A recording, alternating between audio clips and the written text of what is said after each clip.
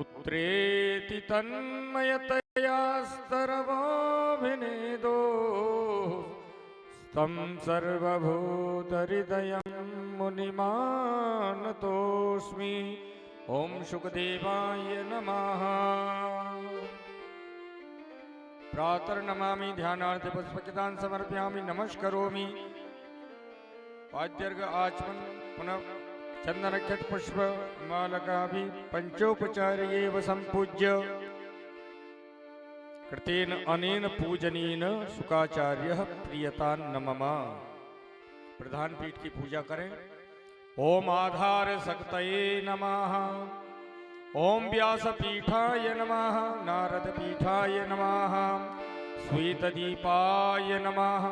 कल्पवृक्षाय नमः। क्षीरसमुद्राय नमः। ओम रत्नमंडपाय नमः। रत्नसिंहासनाय नमः। इंद्राय नमः। धर्मध्वजाय नमः। धर्माय नमः। भागवत जी की पूजा। ओम सच्चिदानंद रूपाय विस्मोदपत्यादिहेतवे तापत्रय विनाशाय श्री कृष्णाय वयं नमः। श्रीमद्भगवते पुराण पुरुषोत्तमाय प्रणमामि। पुष्पक्षतान् समर्प्य चंदनक्षत पुष्पमालकाभि संपूज्य नैवेद्यं निवेदयेत् ध्यानम्। कांति श्रितां निशितिनिन्दितशारदेन्दो यत्रैकतो विलसितामसिताङ्गशोभाम् वृन्दावनेऽपि कृत्या मुनिगाङ्गसङ्गम् राधामुकुन्दयुगलं तदहं नमामि। श्रीमद्भगवते नमः। चरणारविन्दयो प्रणमामः। भगवान व्यास की स्वामी जी की पूजा करेंगे। नारायणं नमस्कृत्य नरं चैव नरोत्तमं देवीं सरस्वतीं व्यासं ततो जयमुदीरयेत्। नमोऽस्तु अनन्ताय सहस्रमूर्तये सहस्रपादाक्षशिरोर्बाहवे सहस्रनाम्ने पुरुषाय शाश्वते सहस्रकोटियुगधारिणे नमः। नमो ब्रह्मण्यदेवाय गौब्रह्मण्यहिताय च जगद्दिताय कृष्णाय गोविंदाय नमो नमः। ओम कदलीस्थम्भाय विष्णुरूपाय नमः तुभ्यं नमामि। वर्षमोऽस्मि समानानामुद्दते मम इमं तमपतिष्ठामि यो मा कस्याविदासति। ओम वृंदायै हरिप्रियायै नमः। प्रेत कल्प में आए हुए अपने पितृश्वरों का ध्यान करते हुए सदगति की कामना करते हुए उनकी पूजा और यहाँ स्थान प्रदान करेंगे। आयांतो नः वितरा सौम्यासो अग्निस्वाद पृथ्वी देवयानै यस्मिन् श्रीमद्भागवत सप्ताह ज्ञान यज्ञे अहम त्वां पूजये। गंगोदक अर्पण करेंगे। आपके द्वारा दिया हुआ जल ही उनको प्राप्त होगा। ओम गंगोदकं समर्पयामि। चंदन तर्जनी उंगली से चंदन अर्पण और पुष्पमाला अर्पण करते हुए पुरोहित जी के द्वारा प्रसाद अर्पण करवाएं। ध्यान करें। ओम पितृभ्य सुधायेभ्य सुधा नमः। पितामहेभ्य सुधायेभ्य सुधा नमः। प्रपितामहेभ्य सुधायेभ्य सुधा नमः। अक्षन पितरोमि वदन्त सुध्वदत्वम् कृतेन पूजनेन प्रियंतान नमः।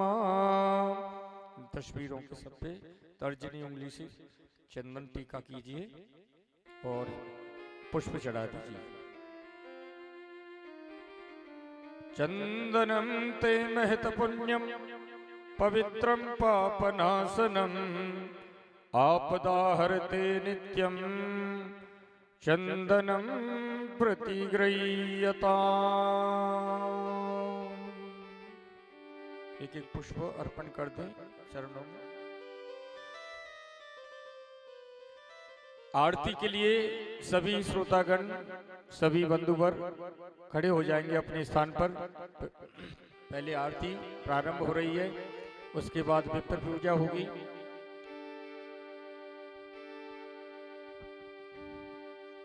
यजमान पक्ष के परीक्षित जी के घर परिवार वाले आप भी सभी कार्यों से निवृत्त हों और इस सौभाग्य जो पुनीत बेला है आपको भगवान ने दी है, और मौसम भी कितना सुहावना भगवान ने बनाया है। देखो गर्मी भी बिल्कुल नहीं है, ऐसा नहीं। पहले आरती करते हैं, नीचे चलिए। तो इस पुनीत बेला शुभ अवसर का आप अवश्य रूप से लाभ उठाएं। आरती प्रज्वलित करेंगे।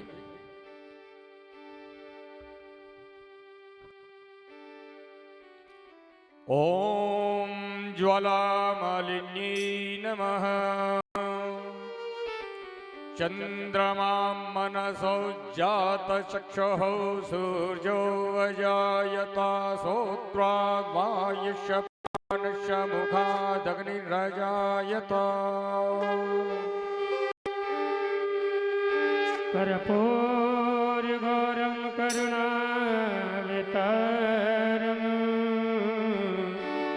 संसारसारं भुजगेन्द्रहारं सदा वसन्तं हृदयारविन्दे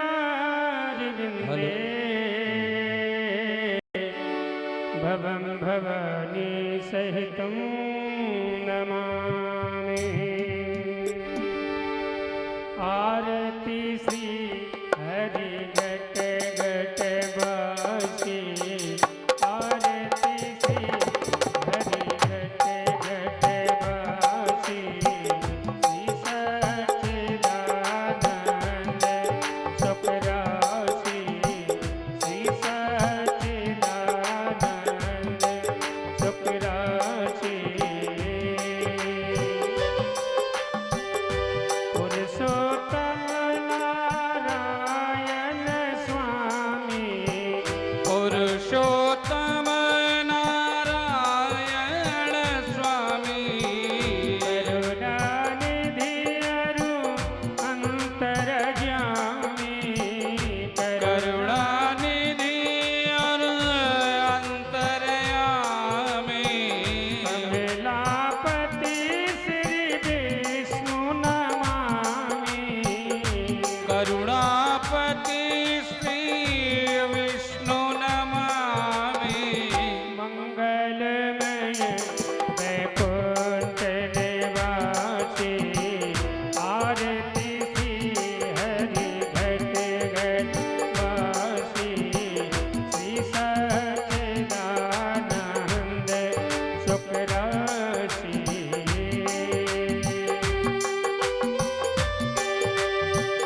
आरती राघव राम जानकी।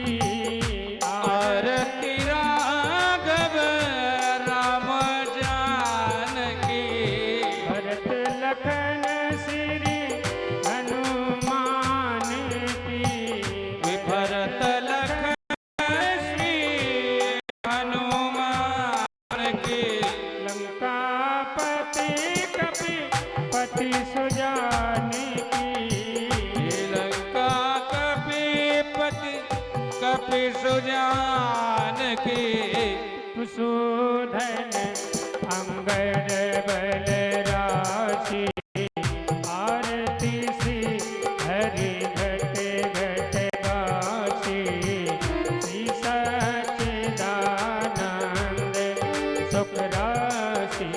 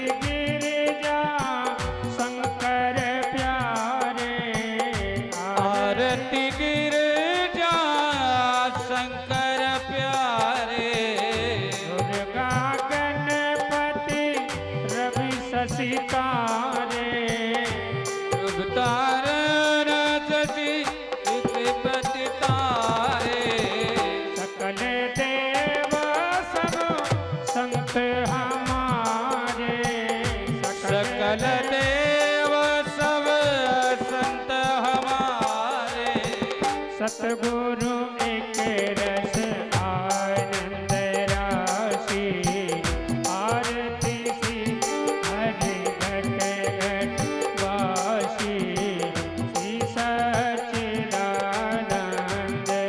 सुख राशि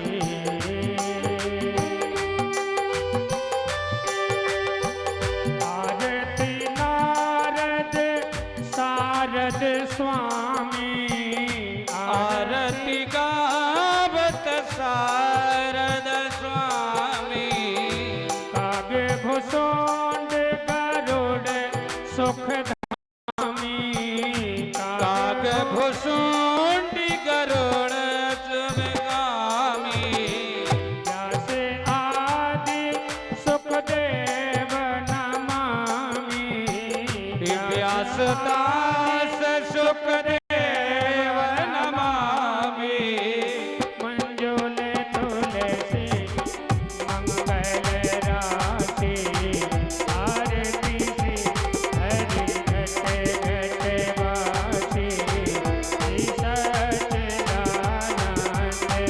सुख राशि आरती सी हरि घट घट वासी श्री सच्चिदानंद सुख राशि आरती सी हरि घट घट वासी श्री सच्चिदानंद सुख राशि ओम द्योः शान्तिरन्तरिक्षगो शान्तिः पृथिवी शान्तिरापः शान्तियोगदयः शान्तिः परस्पतयः शान्तिर्विश्वे देवाः शान्ति ब्रह्म शान्ति सर्वगुण शान्ति शान्तिरेव शान्ति श्यामा शान्तिरेधि बोलिए प्रेम से हरे पुष्पै देवाभिवन्दनम् पुनः आत्माभिवन्दनम् कृत्वाश्च एक बार जय घोष लगाएंगे भगवान का।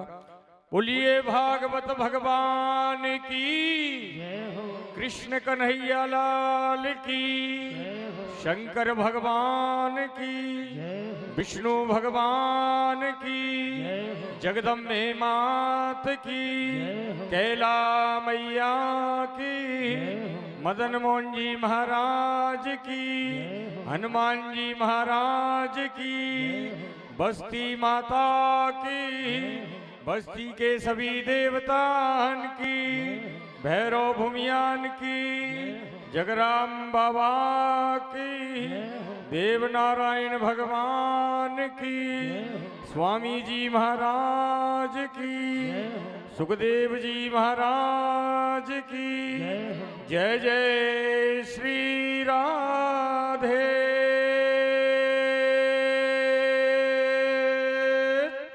श्याम। आइए आज की तृतीय दिवस की जो कथा स्वामी जी के चरणार बिंदों में हम सभी श्रद्धा से चरणार बिंदों में प्रणाम करते हुए अपना अपना आसन ग्रहण करेंगे।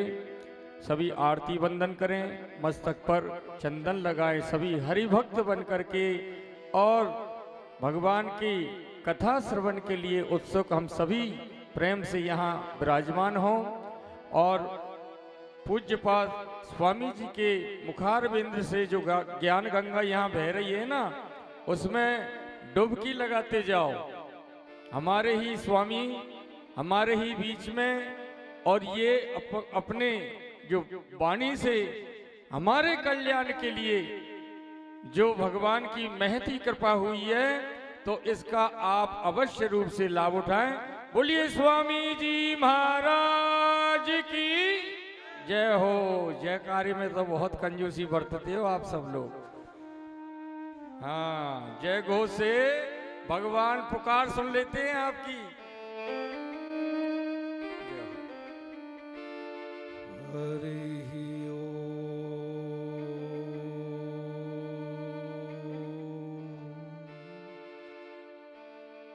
ध्येयं सदा परिभवग्नमभीष्टदोहम्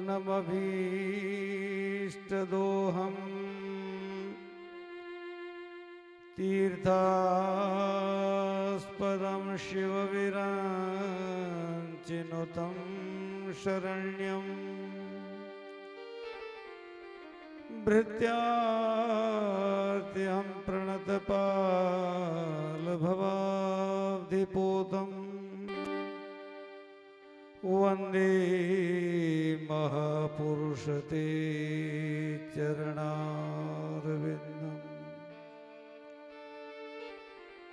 वरहापीडन्नटवरवपो कर्णयोरकर्णिकारं बिभ्रद्वास्तकनककपिशं वैजयन्तीं च मालां रन्ध्रान् वेणोरधरसुदया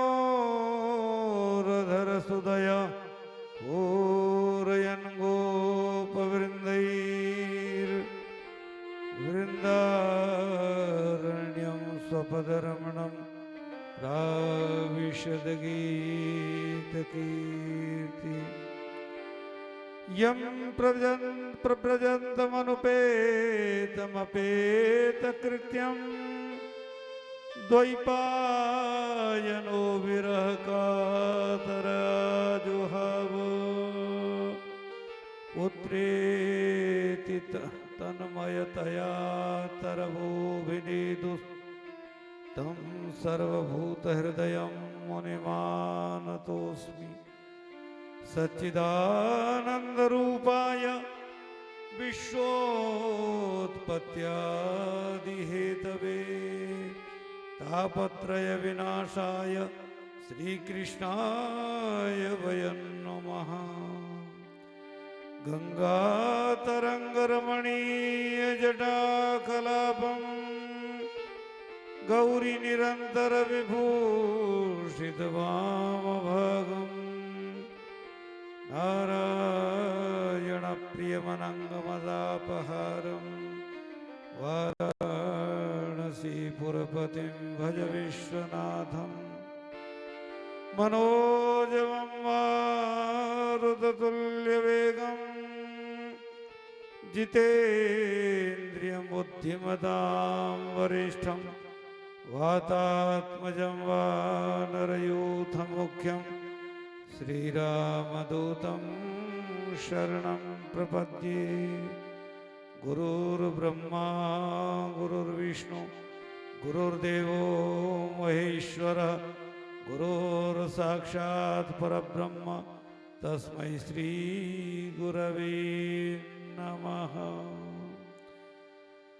बोली वृंदावन बिहारी लाल की जय, भागवत भगवान की जय, वेदव्यास भगवान की जय, सुखदेव जी महाराज की जय, राधा सर्वेश्वर भगवान की जय, मदन मोहन सरकार की जय, सियावर रामचंद्र भगवान की जय, उमापति महादेव की जय, हनुमान जी महाराज की जय, कैला मैया की जय, चामाण मैया की जय, भैरव बाबा की जय, देवनारायण भगवान की जय, भूमिया बाबा की जय, जगराम बाबा की जय, वस्ती माता की जय, अपने अपने गुरु महाराज की जय। अपनी अपनी वाणी को पवित्र करते हुए 2 मिनट भगवान नाम गुणानुवाद, तत्पश्चात भागवती वार्ता आप श्रवण करेंगे। श्री कृष्ण गोविंद हरे मुरारे, हे नाथ नारायण वासुदेवा। श्री कृष्ण गोविंद हरे मुरारी, हे नाथ नारायण वासुदेवा। गोविंद हरे मुरारे,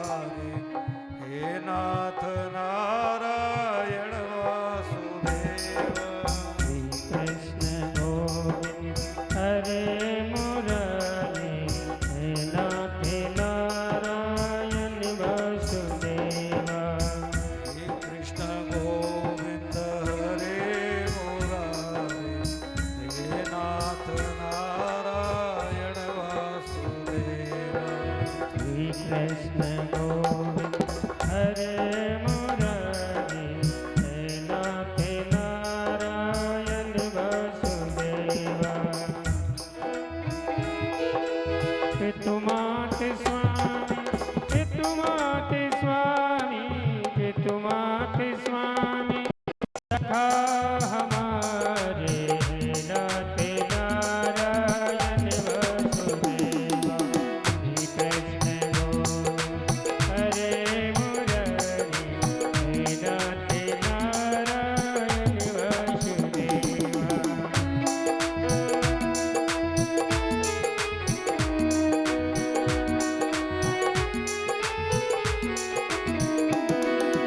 दोनों हाथ उठा के मस्ती में झूमते हुए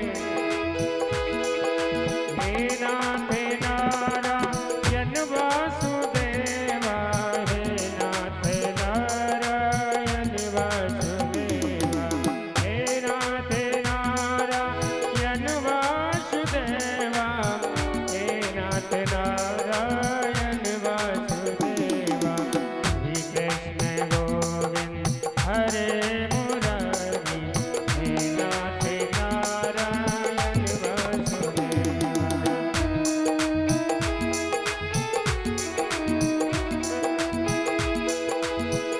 बंदी ग्रह के तुम अवतारी कहीं जन्मे कहीं पले मुरारी।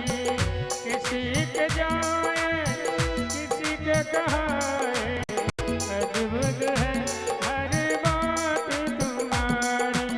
गोकुल में चमके गोकुल में चमके गोकुल में चमके मथुरा के तारे हे नाथ नारायण वासुदेवा। श्री कृष्ण गोविंद हरे मुरारी हे नाथ नारायण वासुदेवा।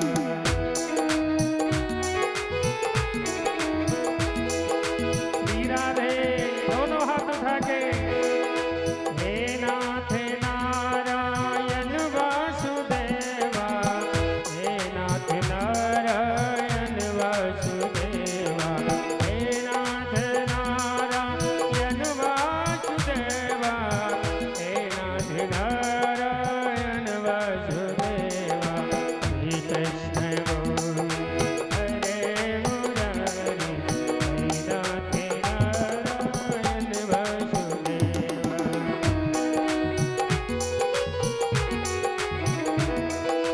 मैया यशोदा हरि को बुलाती मैया यशोदा हरि को बुलाती। जागो उठो मोहन नींद खोलो जागो उठो मोहन नींद खोलो। भैया रवाती तुमको पुकारे हे नाथ नारायण वासुदेवा। श्री कृष्ण गोविंद हरे मुरारी हे नाथ नारायण वासुदेवा।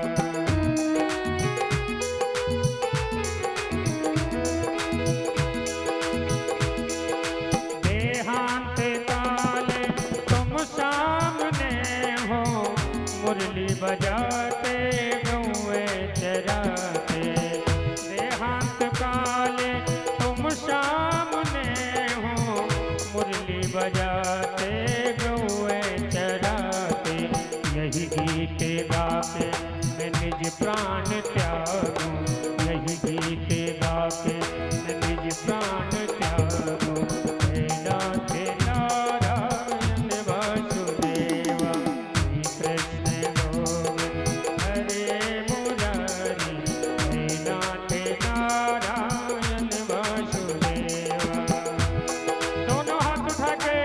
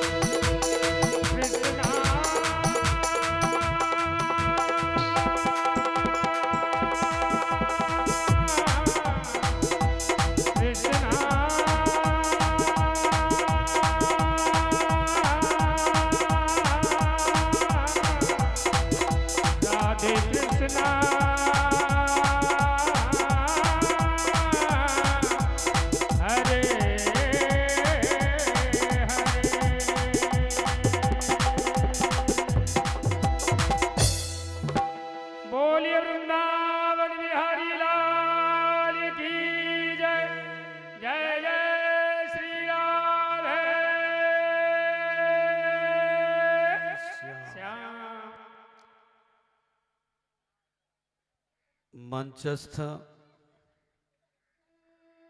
समादरणीय बगुलाधर से पधारे रत्नगिरी जी महाराज फलाहारी एवं हेमगिरी जी महाराज आपके ही बीच में हमारे इंद्रगिरी जी महाराज अन्यान्य सभी यतीन्द्र बंधु विप्र बंधु भगवत कथा रस रसिक प्रेमी सज्जन वृंद भक्ति शक्ति स्वरूपा माता बहने परम पावन अनंत कोटि ब्रह्मांड नायक अनंत कल्याण गुण गण निलय दिव्याति दिव्य सर्वैश्वर्य परिपूर्ण परमानंद रस सार सर्वस्व निखिल रसामृत सिंधु श्री भगवान की अहैतुकी अनपायनी अनुकंपा के अंतर्गत जिज्ञासु रूपी जीवों के उद्धार हेतु कोटि कोटि कंदर्प दर्प दलन पटियान भक्त वांछा कल्प तरु उसी भगवान की महनीय कृपा के वशवर्ती होते हुए हम अपने जीवन को सार्थक बनाने के निमित्त से यहाँ उपस्थित हैं। तो प्रिय सज्जनों, चरक संहिता में एक छोटा सा सूत्र है, शरीर माध्यमेन खलु धर्म साधनम। आप कुछ भी करना चाहते हो, धर्म कर्म ये सब कुछ निर्भर है स्वस्थ शरीर पर। शरीर यदि स्वस्थ है तो आप कुछ कर सकते हो। इसलिए कहा याव स्वस्थमिदं कलेवर गृहम् यावत् स्वस्थमिदं कलेवर गृहम्। ये शरीर रूपी कलेवर, शरीर रूपी घर जब तक स्वस्थ है तब तक आप कुछ कर सकते हो। यावत, जब तक बुढ़ापा नहीं आ गया है तब तक आप कुछ कर सकते हो। यावत चेंद्रिय शक्तिर प्रतिहता, जब तक देखने की, सुनने की, चलने की, बोलने की शक्ति शरीर में है तब तक आप कुछ कर सकते हो।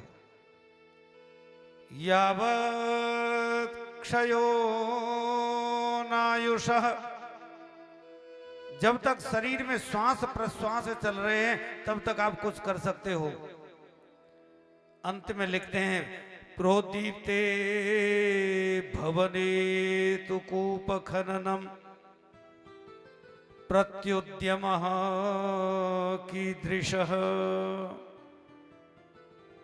घर में लग गई आग और अब जा रहे हैं कंधे पर फावड़ा रख के कुआं खोदने।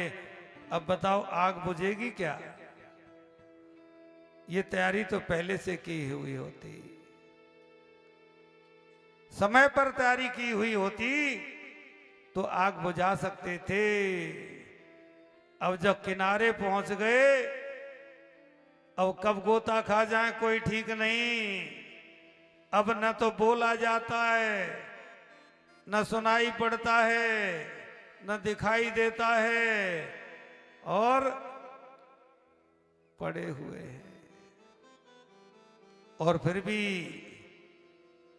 संसार की जो आशा है, तृष्णा है, आसक्ति, मोह, ये पीछा नहीं छोड़ता। उस सबसे छुटकारा पाने के लिए हमारे यजमान बंधुओं ने ये आपको बहुत सुनहरा अवसर दिया है।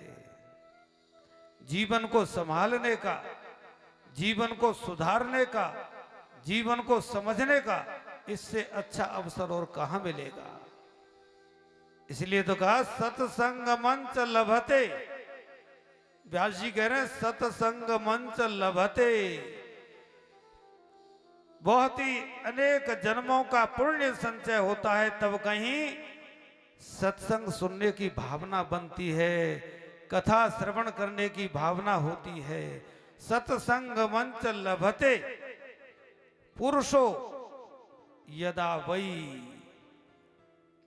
और जब सत्संग प्राप्त होता है तो सत्संग से क्या मिलता है? बोले सत्संग से मिलता है अज्ञान हेतु। अज्ञान का जो हेतु है, अज्ञान का जो कारण है वो क्या है?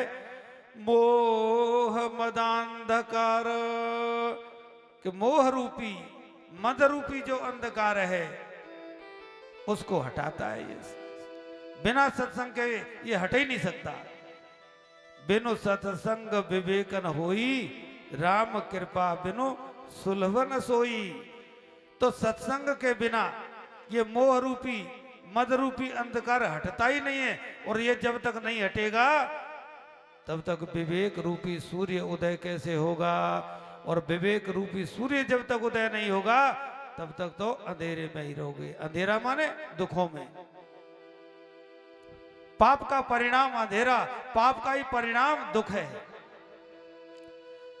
इसलिए कहा सत्संग मंच लभते पुरुषो यदा वही, अज्ञान हेतु कृत मोह मदांधकार, ना संविधाय ही तदोदयते विवेकः।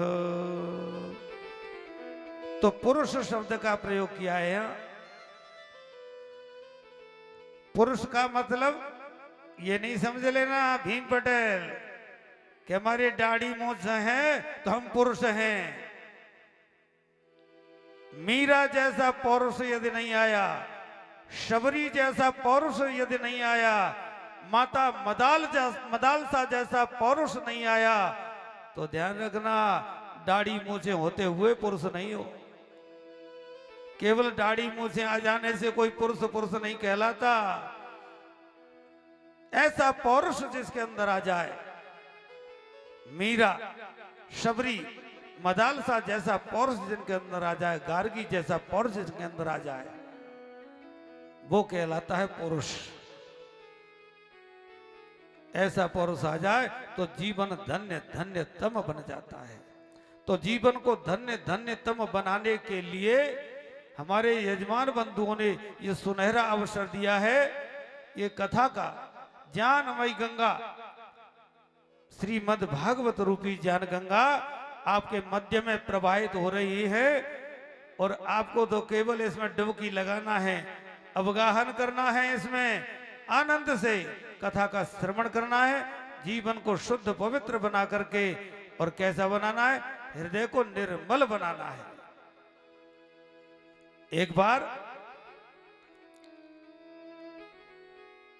देवताओं की पंचायत हुई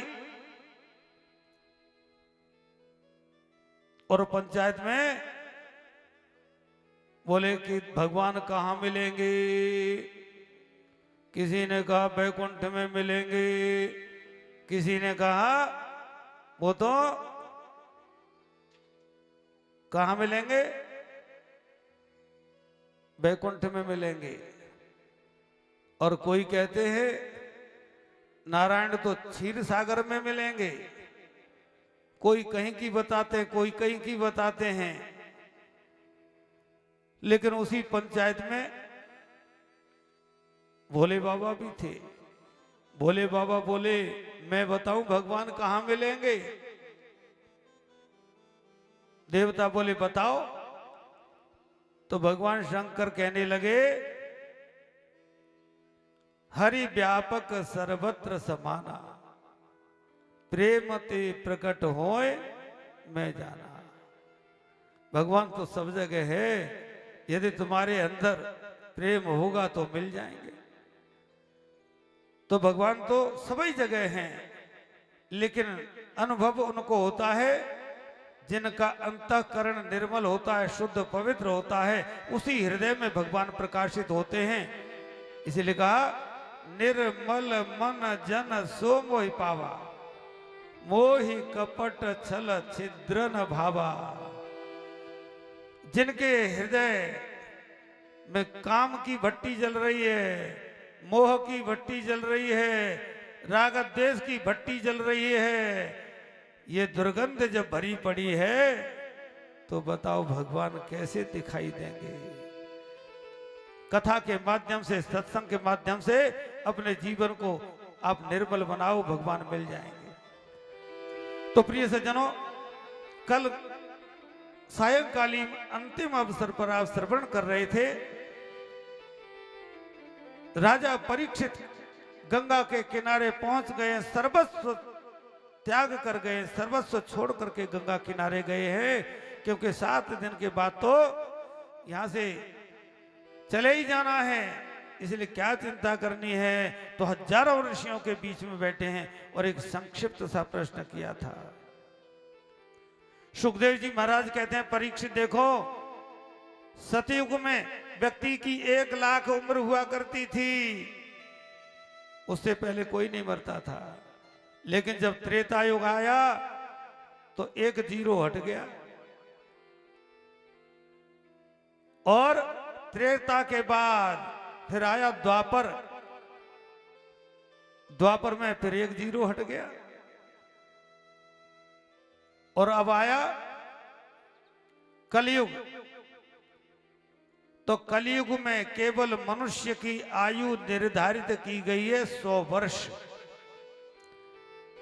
अब इस 100 वर्ष में बाल्यापन तो खेलकूद में गवा देते हैं, और तो 50 वर्ष निकल जाते हैं हमारे सोने में। जब 50 वर्ष हमारे सोने में निकल गए, अब बसे कितने 50 वर्ष। लेकिन इसी 50 वर्ष में ऐसा आंधी तूफान आता है, जवानी रूपी आंधी तूफान आया, इसमें फौज खड़ी हो गई, तो फौज ने घेर लिया। जिस तरह से मकड़ी देखी होगी आपने, मकड़ी को संस्कृत में बोलते हैं ऊर्ण नाभि। ऊर्ण माने ऊन, ऊन जैसा जाला निकालती है ना, ये मकड़ी जाला कहां से लाती है? बोले अपने पेट से ही तो निकालती है। इस जाले को मकड़ी अपने पेट से ही निकालती है और जाला पूर करके उसी जाले में फंस जाती है। ऐसे ही ये मनुष्य अपने ही अंदर से इस जाले को निकालता है और उसी जाल में फंस जाता है। अच्छा, ये फौज कहां से आई? ये फौज आपने ही तो निकाली है, और उसी फौज के जाल में ऐसे फंस गए, सारी उम्र, सारा जीवन इसी हाय त्राय में निकल जाता है। तो सुखदेव जी महाराज कहते हैं, इस तरह से हमारा जीवन यूं ही व्यतीत हो जाता है। और जो प्रश्न किया था, वो प्रश्न क्या किया था कि राजन, जल्दी मरने वाले व्यक्ति को क्या करना चाहिए? राजा ने यही तो पूछा था कि शीघ्र जिसकी मृत्यु होने वाली है उसको क्या करना चाहिए? तो बोले तस्मात् भारत सर्वात्मा भगवान ईश्वरो हरि श्रोतव्य कीर्तितव्य स्मर्तव्य चेच्छता भयम। कि जल्दी मरने वाले को तो परीक्षित एक ही काम करना चाहिए। बोले क्या? कि श्वास श्वास पर कृष्ण भजी, वृथा श्वास जन खोय, ना जाने या श्वास की आवन होए न होए। जो श्वास निकल कर गया वो लौट करके आएगा कि नहीं कोई पता नहीं। इसलिए चलते फिरते उठते बैठते खाते पीते हर परिस्थिति में गोविंद का स्मरण करो। गोस्वामी जी कहते हैं कर से कर्म करो विधि नाना और मन राखो जहां कृपा निधाना। ये माता मैंने अपने सिर पर घड़े पर घड़ा, घड़े पर घड़ा और गोद में बालक भी है और कोई रास्ते में मिल गया तो बात भी कर लेती हैं और ध्यान कहाँ है? घड़े पर। ऐसे ही कर्म तो संसार के करने ही पड़ेंगे लेकिन ध्यान कहाँ रहना चाहिए? कर से कर्म करो विधि नाना मन राखो जहां कृपा निधाना। मन तो भगवान के चरणों में हो। तो सज्जनों इसलिए आचार्य सुखदेव जी कहते हैं मन को यदि वश में करना है तो ध्यान रखना मन को वश में करने के लिए पहली शर्त है बोले जितासनो, आसन को जीतो। 3 घंटे तक बिना हिले डुले एक आसन पर बैठने का अभ्यास हो जाए तो समझ लो आसन आपका सिद्ध हो गया। तो जितासन हो और जितश्वास हो। प्राणायाम के माध्यम से इन प्राणों को जीतना, इन श्वासों को जीतना, इन श्वासों पर निग्रह करना। और जित संगो अर्थात संग तो किसी भी तरह का ठीक नहीं। और ये संग यदि नहीं छोड़ सकते हो तो कम से कम विद्वानों का संग करो, महापुरुषों का संग करो। यदि नहीं छोड़ सकते हो तो जित संगो, संग को जीतना। और स्थूले भगवतो रूपे, भगवान का जो विग्रह है भगवान के विग्रह में मन को लगाओ। संधारयेत धिया, धिया माने बुद्धि, धी माने बुद्धि। उस बुद्धि को, उस मन को भगवान के विग्रह में लगाओ। सुखदेव जी कहते हैं कि 4 प्रकार के स्नान कितने प्रकार के होते हैं? 3 प्रकार के स्नान होते हैं, ऋषि स्नान, मनुष्य स्नान और राक्षस स्नान। तो सज्जनों ऋषि स्नान, मनुष्य स्नान, राक्षस स्नान। ब्रह्म मुहूर्त में स्नान करना यह ऋषि स्नान है और सूर्योदय के 10 मिनट पहले स्नान करना यह मनुष्य स्नान है। और सूर्योदय के बाद ये स्नान बोले राक्षस स्नान है।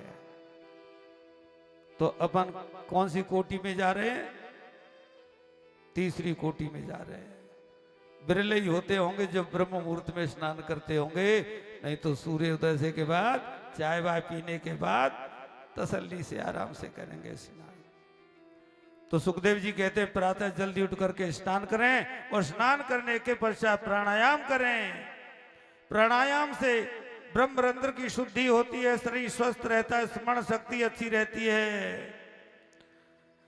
तो सज्जनों लेकिन आजकल तो ऐसी परंपरा बन गई है, ऐसी प्रथा बन गई है कि जब तक चाय नहीं आएगी चैन नहीं पड़ेगा।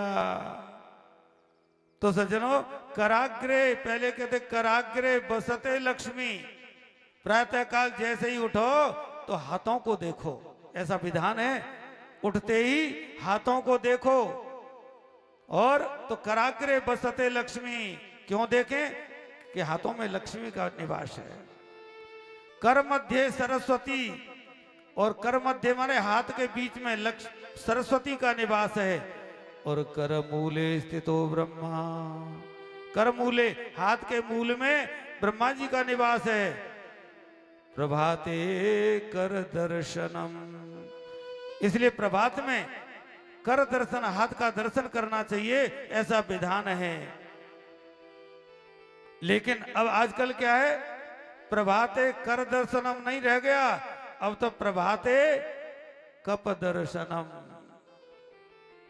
तो कब दर्शन हो जाए, ये आजकल की रिवाज है। तो सज्जनों, इसलिए हम विद्वानों का संग करें। विद्वानों का संग करोगे, महापुरुषों का संग करोगे तो अच्छे लक्षण आएंगे आपके अंदर। आपके अंदर संयम की भावना बनेगी। लेकिन राजर्षि परीक्षित से भगवान ने कहा कि राजन, चिंतन को बढ़ाओ, चिंता को मिटाओ। चिंता संसार की होती है और चिंतन परमात्मा का होता है। उसके बाद सुखदेव जी महाराज ने परमात्मा का चिंतन किया, स्तवन किया। राजा ने कहा, भगवान सारी सृष्टि को परमात्मा बनाते कैसे हैं? और आप जो मुझे उपदेश सुना रहे हैं ना, आपने भागवत धर्म कहा है। ये भागवत धर्म सबसे पहले नारायण ने किसको सुनाया? तो सुखदेव जी महाराज कहते, नारायण ने ब्रह्मा जी को। पहले सृष्टि में कुछ नहीं था, स्थावर जंगम अंडज उद्भिद स्वेदस जराज कुछ भी नहीं था, केवल परब्रह्म था। इसलिए परब्रह्म के मन में एक विचार आया। क्या विचार आया? कि एको हम, मैं एक हूं, एको हम बहुत श्यामा, मैं बहुत हो जाऊं। प्रजाएय इंद्रो भी माया परिरीयते परिईयते, अर्थात मैं एक होकर के अनेक हो जाऊं। इसलिए उस परमात्मा ने सबसे पहले जल का निर्माण किया। तो जल को संस्कृत में बोलते हैं नार। नार माने जल, नार माने जल, जल माने नार। और उसमें जल में अपना अयन बनाया। अयन माने घर, शेष नाग के द्वारा अयन बनाया। इसलिए नारायण, नार अयन नारायण, तो नारायण नाम पड़ गया। और उसी समय भगवान की नाभि कमल से एक स्वर्ण कमल की उत्पत्ति होती है। और उस कमल के ऊपर ब्रह्मा जी का प्राकट्य होता है। ब्रह्मा जी के 4 मुख हैं। तो ब्रह्मा जी को एक ही समय में चारों तरफ की वस्तुएं दिखाई दे जाती हैं। इसलिए ब्रह्मा जी साक्षी है। हम सब क्या कर रहे हैं वो सब ब्रह्मा जी देखते हैं। एक ही समय में चारों तरफ दृष्टि करके वो देख लेते हैं। वो हमारी तरह नहीं कि पीछे की वस्तु घूम करके देखना पड़े। ब्रह्मा जी सबको तो देख रहे, लेकिन अपने को नहीं देख पा रहे कि मैं कहां से प्रकट हुआ हूं। और यही कमजोरी हमारी है। हम दूसरों को तो देखते हैं, दूसरों के अवगुण तो देखते हैं। सारा जीवन दूसरों के अवगुण देखते देखते निकल जाता है, लेकिन खुद को नहीं देखते। ब्रह्मा जी सारी दुनिया को देख रहे हैं, लेकिन खुद को नहीं देख रहे, मैं कहां से प्रकट हुआ हूं। तो यही हालत हमारी और आपकी है। हम दुनिया के दोषों को देखते देखते देखते देखते, कितनों को देखोगे? तो दूसरों को तो देखते हैं, लेकिन अपने को नहीं देखते। यही कमजोरी है। और जिस दिन अपने को देखने लग जाएंगे, बस सुधार शुरू हो गया। तो ब्रह्मा जी कभी कमल नाभ के तंतु में प्रवेश कर गए, कभी नीचे जाए, कभी ऊपर जाए, कभी ऊपर कभी नीचे करते रहे, लेकिन ब्रह्मा जी को कुछ भी पता नहीं चला। तो आकाशवाणी हुई, और आकाशवाणी ने क्या कहा? त और प, अर्थात तप करो, तपस्या करो।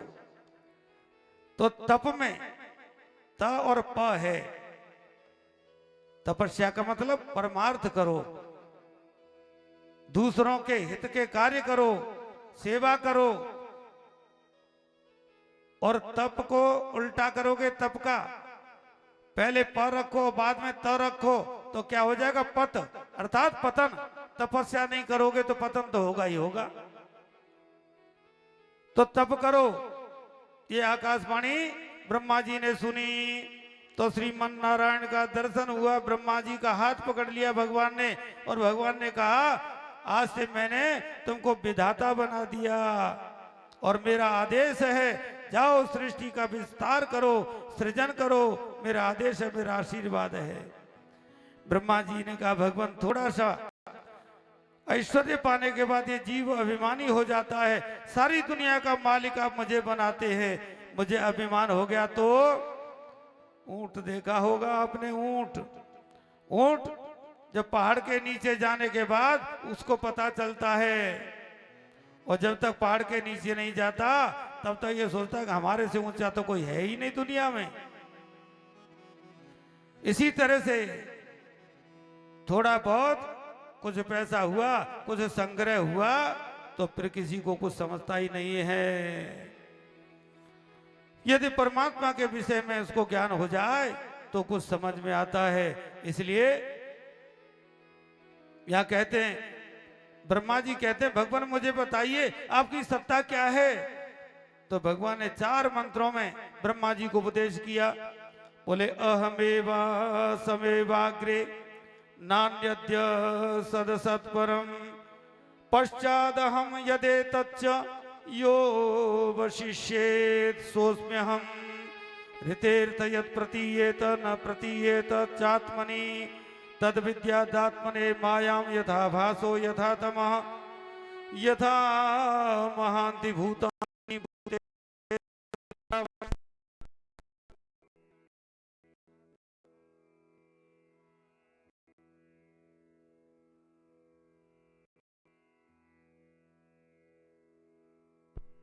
अन्वतिरेकाभ्याम यत्स्या सर्वत्र सर्वदा। श्रीमन नारायण कहते हैं ब्रह्मा जी से सारी सृष्टि में केवल मैं ही था, सृष्टि के बनने के बाद भी मैं ही रहता हूं और सृष्टि के बिगड़ने के बाद भी मैं ही रहता हूं। जैसे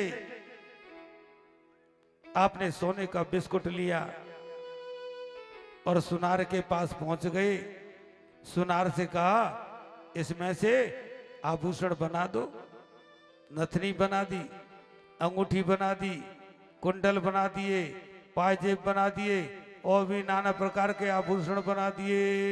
अच्छा ये बताओ, ये आभूषण बनने से पहले सोना ही तो था। जब उस सोने में से, बिस्कुट में से अग्नि में तपा करके ये आभूषण बना दिए, इन आभूषणों में सोने के अलावा कुछ है क्या? सोना ही तो है।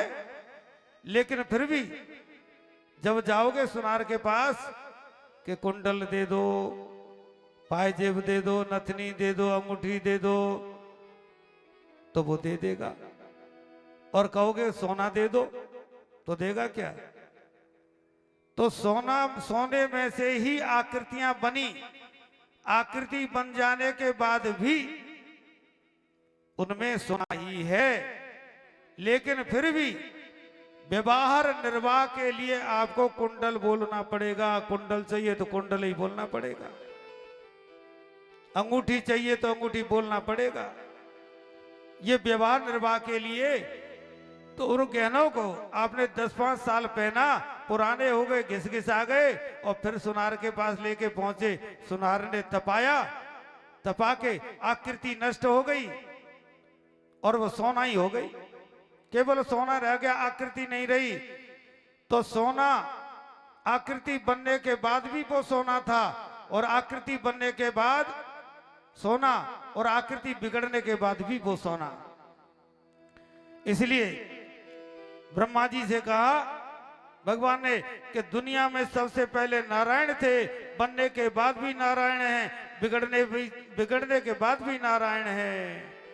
इसलिए संसार में जो कुछ दिखाई देता है वो सब मेरी माया है। यथा महांत भूतानि भूते सुच्चा बचे सनु। पृथ्वी जल तेज वायु आकाश, इन 5 तत्वों से सारी दुनिया बनती है। इसलिए क्षिति जल पावक गगन समीरा, पंच रचित अति अधम शरीरा। इस शरीर को क्या कहा है? अधम। लेकिन अधम तभी कहा है, भजन नहीं करोगे तो अधम तो है ही। क्षिति जल पावक गगन समीरा, पंच रचते अति अधम शरीर, पंच रचते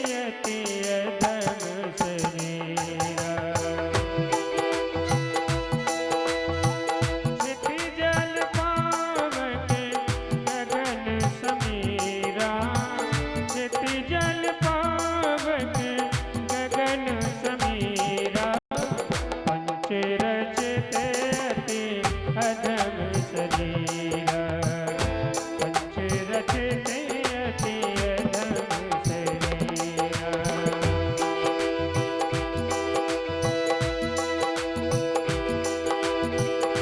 ले चले अपनी नागरिया, ले चले अपनी नागरिया, अब रे निहारी सांवरिया, अब रे निहारी सांवरिया।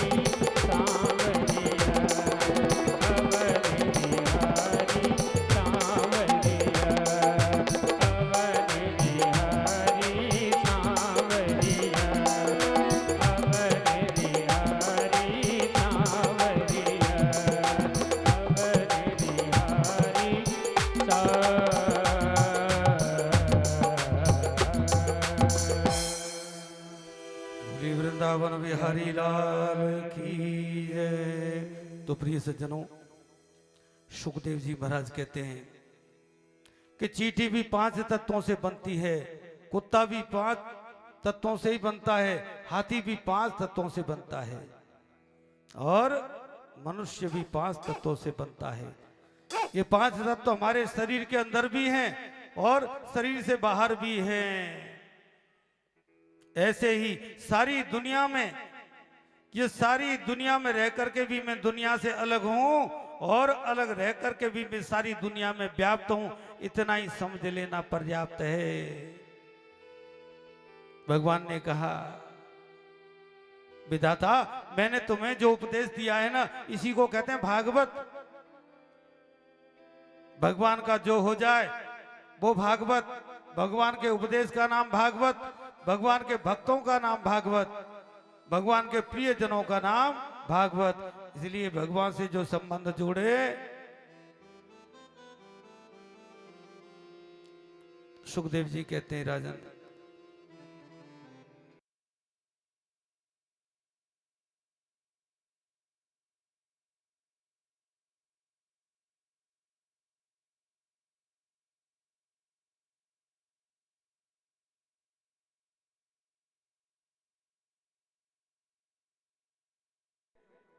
तो सुखदेव जी कहने लगे, व्याधस्य चरणम ध्रुवस्य च भयो विद्या गजेन्द्रस्य का जातिर्विदुरस्य यादवपते रुग्रस्य किं पौरुषम कुब्जाया किमु नाम रूपमधिकम किं तत्सुधाम नो धनम भक्त्या तुष्यति केवलम न च गुणैर भक्ति प्रियो माधव। सुखदेव जी महाराज कहते हैं, यदि कई बार स्नान करने से भगवान मिल जाते तो जो जंगल में कोल भील रहते थे ना, राम जी ने उनको गले लगाया, वो तो कई कई महीनों तक नहाते ही नहीं थे और भगवान से तो उन्होंने स्पष्ट कह दिया था कि अस हमार बड़ प्रभुताई, अस हमार प्रभु बड़ सेवकाई, लेहिन बासन न चुराई। कि महाराज हमारी तो यही सबसे बड़ी सेवा समझो कि आपके दंड कमंडल नहीं हमने चुराई। और बोले भगवान ये तो देखते ही होंगे आपकी कितनी उम्र है। बोले उम्र ही यदि देखते तो 5 वर्ष के बालक ध्रुव को भगवान मिल गए, तो ध्रुव को नहीं मिलते तो और फिर कहो कि अच्छा तो विद्वान को मिलते होंगे। बोले विद्वानों को यदि भगवान मिल जाए तो अनक्षर भट्टाचार्य है ना, इनको तो भगवान कभी नहीं मिलेंगे। तो बोले विद्या गजेंद्र से का, ये गजेंद्र कौन सा पढ़ा लिखा था? गजेंद्र ने गोविंद नाम पुकारा और गो कहते ही भगवान चल दिए, बिंदु तो कह नहीं पाया, उससे पहले उसकी प्राण रक्षा हो गई। तो भगवान ये नहीं देखते हैं कि आपके पास कितनी डिग्रियां हैं। तो बोले ये बिरादरी तो देखते होंगे ना, ऊंची जाति वालों को भगवान मिलते होंगे। बोले का जाति विदुर से यादव पते, विदुर तो दासी पुत्र थे, भगवान तो ये जाति भी नहीं देखते। तो दासी के गर्भ से जन्म लेने वाले विदुर के गर्भ गोविंद ने केले के छिलके खाए, इसलिए भगवान ये भी नहीं देखते। भगवान क्या देखते हैं? भक्त्या तुष्यति केवलम। भगवान तो केवल ये देखते हैं कि आपके अंदर प्रेम है कि नहीं, आपके अंदर भाव है कि नहीं, बस ये भक्ति देखते हैं। न च गुणई, भगवान गुणों को भी नहीं देखते कि आपके अंदर कितने गुण हैं। भक्त्या तुष्यति केवलम न च गुणई भक्ति प्रियो माधव। भगवान को तो भक्ति प्यारी है। तो प्रिय सज्जनों, जाति पाति पूछे नहीं कोई, हरि को भजे जो हरि को होई। सत्य कहूँ सुन भामिनी बाता, सत्य सुन भामिनी बात मन हुए ते भगति करना सत्य कहूँ सुन भामिनी बात मन हुए ते भगति करना सत्य कहूँ सुन भामिनी बात मन हुए ते भगति करना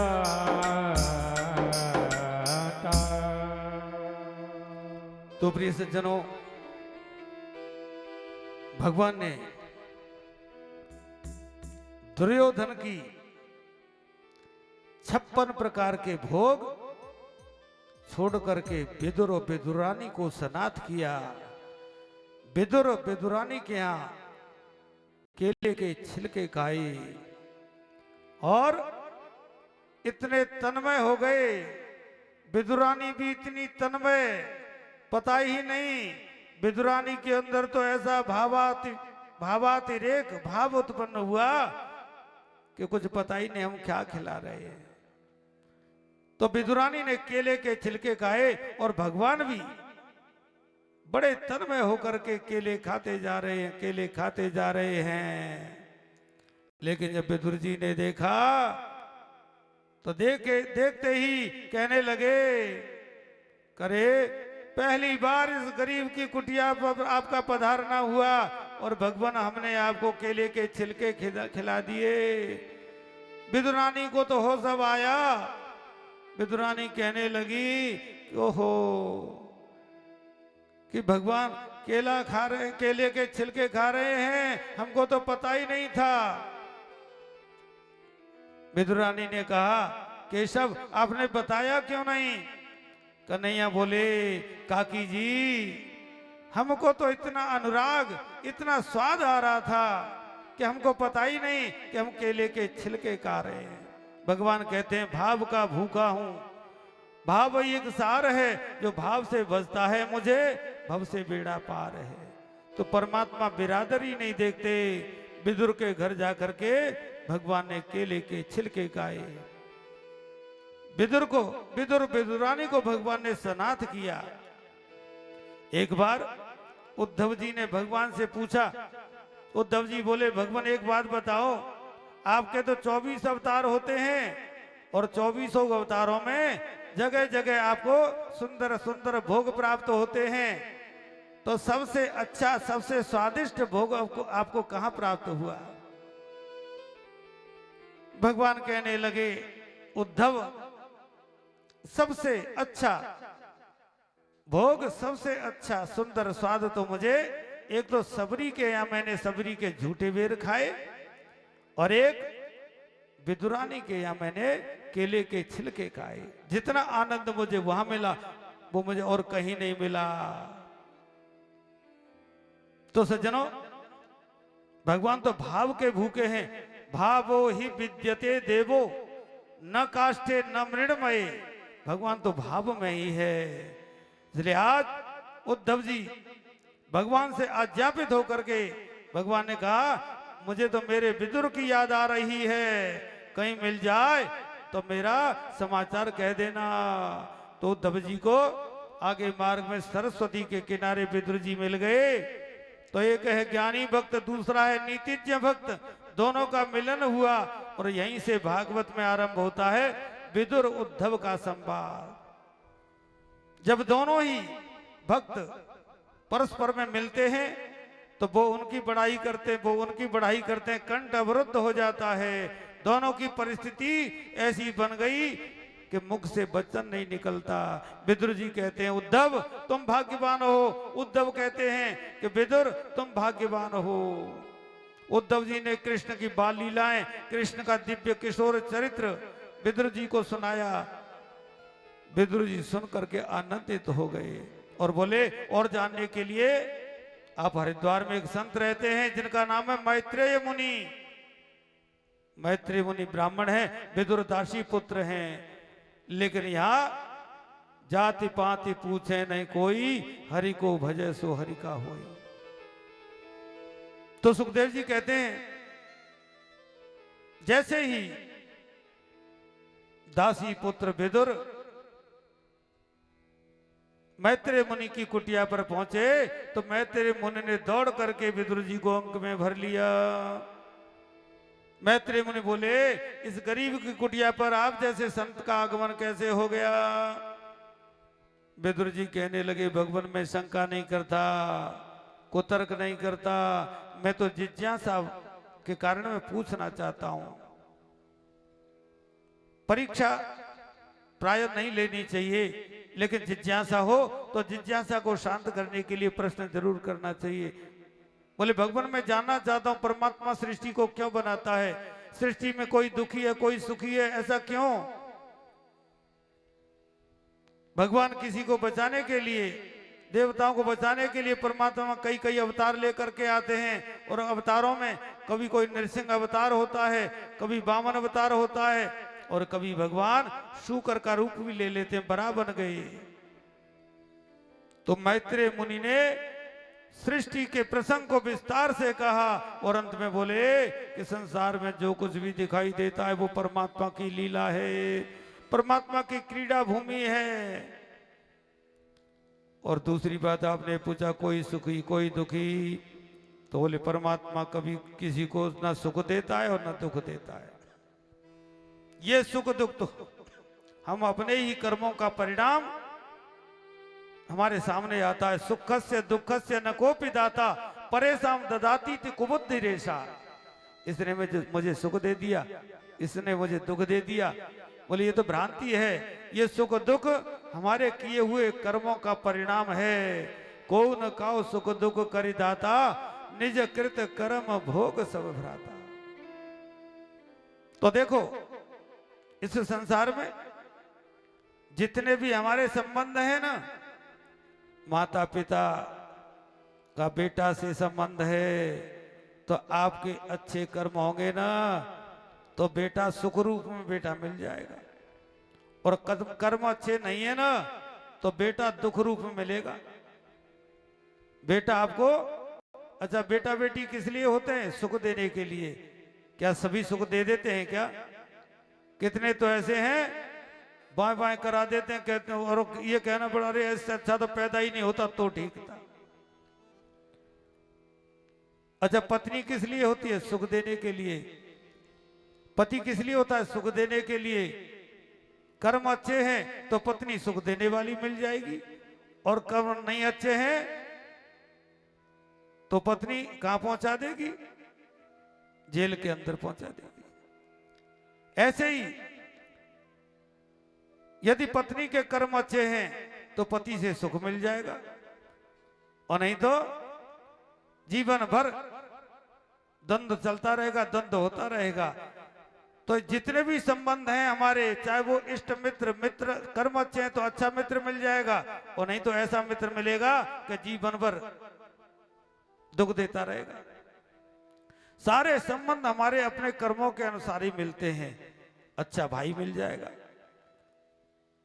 और यदि भाई दुख देने वाला है तो हमारे कर्म ही कुछ ऐसे होंगे। इसलिए कोई किसी को सुख दुख नहीं देता, हमारे ही कर्म इन संबंधों के रूप में हमारे सामने आते हैं। और बोले, तुमने पूछा कि भगवान परमात्मा अवतार क्यों लेता है? किसी को बचाने के लिए और किसी की रक्षा करने के लिए। बोले वेद के अनुसार जो व्यक्ति कर्म कर रहा है, वेद के अनुसार जो सत्कर्म कर रहा है, किसी को सताता नहीं है। ऐसे व्यक्ति को यदि कोई कष्ट पहुंचाता है, दुख देता है, तो उसकी सुरक्षा के लिए भगवान अवतार लेते हैं। और अवतारों में भी भगवान कभी बारह का रूप धारण करते हैं, शूकर का रूप धारण करते हैं। तो अवतारों में भगवान ने 12 रूप धारण किया, भगवान ने शूकर का रूप धारण किया।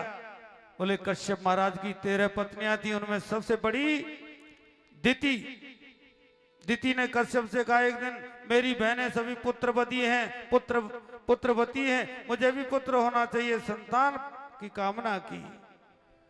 कश्यप साक्षी है। कश्यप ने कहा देवी ये समय सायंकाल का है, इस समय संतान के लिए ये समय उपयुक्त नहीं है। और इस समय में किया गया गर्भाधान संस्कार, क्योंकि गर्भस्थ शिशु पर भूत प्रेतों का असर हो सकता है, क्योंकि आकाश में इस समय भगवान शंकर अपने गणों के साथ विचरण करते हैं। लेकिन भगवान कश्यप की ऐसी धार्मिक बातों का दिति ने अनादर कर दिया। कश्यप भी दिति के दुराग्रह के आगे झुक गए और श्राप दे दिया कि तुम्हें 2 पुत्र होंगे और दोनों ही दुष्ट होंगे, दुराचारी होंगे। माता दिति तो भयभीत हो गई, बोली दुराचारी पुत्र नहीं चाहिए, मुझे तो सुशील पुत्र चाहिए। ऋषि बोले अब इस समय का असर मैं कहाँ लेकर के जाऊं। हाँ, पुत्र तो तुम्हारे दोनों ही होंगे, लेकिन दोनों पुत्रों का संस्कार करने के लिए भगवान नारायण अवतार लेकर के आएंगे।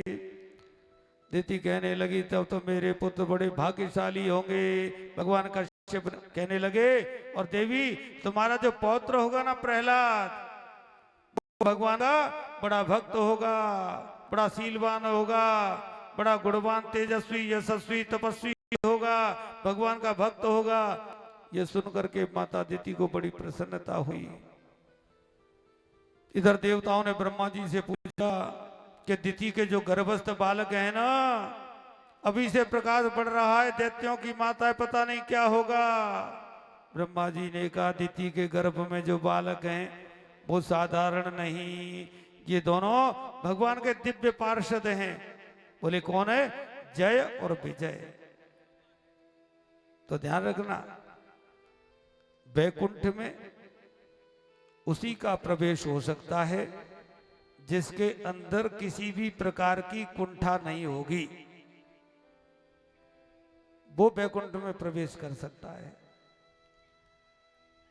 वैकुंठ का मतलब होता है विगतः कुंठा, अर्थात चली गई है कुंठा जिसकी, और विगतः कुंठा विकुंठ, विकुंठ से भाव वैकुंठ। तो विकुंठ माने कुंठा रहित, उसको कहते हैं विकुंठ, और विकुंठ का जो भाव है वही वैकुंठ है। तो वैकुंठ में सबका प्रवेश नहीं होता, कुंठा रहित व्यक्ति हो जाता है तब प्रवेश हो जाता है। और कुंठा रहित कब होगा? तो वैकुंठ के द्वारपाल हैं 2, जय और विजय। जय माने ज्ञान और विजय माने विज्ञान, अर्थात जय विजय जब आज्ञा दे देंगे तभी आप प्रवेश कर सकते हो, अन्यथा वैकुंठ में प्रवेश नहीं हो सकता। इसलिए ज्ञान विज्ञान संपन्न हुए बिना आप मुक्त हो ही नहीं सकते। आपने देखा होगा कि प्रयागराज में कुंभ के समय पर पूरा देश का देश पहुंच गया कि नहाने से मुक्ति हो जाएगी, नहाने से कल्याण हो जाएगा। कर्मों को तो सुधारते नहीं, नहाने से मुक्ति हो जाएगी। यदि नहाने से ही मुक्ति हो जाए तो कंदराम ऐसे ही पड़े हैं, सारे संबंधों को छोड़ करके, नाते रिश्ते, सारे परिवार कुटुंब सबको छोड़ छाड़ करके यहाँ नरेन में डरे, तो यहाँ पापड़ यूं ही बेल रहे। नहाने से मुक्ति हो जाएगी। और ऊपर होके निकल रहे हैं, मरने वाले चीख रहे हैं, चिल्ला रहे हैं, कोई परवाह नहीं कि हमको तो मुक्त होना है, हमको तो नहाना है। चीखते हुओं को, चिल्लाते हुओं के ऊपर से होके निकल रहे हैं, कोई परवाह नहीं किसी की कि नहाने से अमुक समय में अमुक मुहूर्त में नहाने से मुक्त हो जाएंगे। इतनी सरल मुक्ति समझ ली। गए, नहाए, सारे पाप साफ, और फिर खुल के खेलो। और फिर एक बार गए 10-5 साल में, फिर पाक साफ, फिर खुल के खेलो। वाह, बहुत सस्ता नुस्खा खोज लिया है।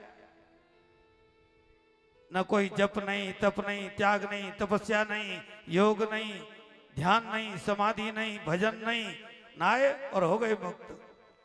तो ये पागलपन का ज्वार है और कुछ नहीं है। इसलिए आद्य जगत गुरु भगवान शंकराचार्य कहते हैं, कुरुते गंगा सागर गमनम। कहां जा रहे हैं? गंगा सागर जा रहे हैं। नहाने जा रहे हैं। कुरुते गंगा सागर गमनम, और कुछ लोग व्रत भी करते हैं। हनुमान का व्रत है, कैला मैया का व्रत है, शीतला मैया का व्रत है, कितने लोग व्रत भी खूब करते हैं। और व्रत परिपालन अथवा दानम, कुछ लोग दान पुण्य भी करते हैं। लेकिन आद्य जगत गुरु भगवान शंकराचार्य कहते हैं कि ज्ञान विहीनम सर्वमतेना, कि बिना ज्ञान के मुक्ति नहीं होती, चाहे 100 जन्म ही क्यों न बीत जाए। गंगा में नहाने से ज्ञान हो जाएगा? जो अनक्षर भट्टाचार्य है और वो गंगा में नहा ले तो अंग्रेजी बोलने लग जाएगा क्या? तब यही नहीं हो रहा तो मुक्ति कोई इतनी सहज थोड़ी ही है। इसलिए ज्ञान विहीनम, बिना ज्ञान के मुक्ति होती ही नहीं है। ज्ञान होगा, और ज्ञान कब होगा? ज्ञान तब होगा, गोस्वामी जी ने नवदा भक्ति में कह दिया है कि प्रथम भगति संतन कर संगा, प्रथम भगति संतन कर संगा। यह पहली शर्त है कि जिसके अंदर त्याग होगा, जिसके अंदर वैराग्य होगा, जिसके अंदर विचार होगा, वो बिना संतों की संगति के रह ही नहीं सकता।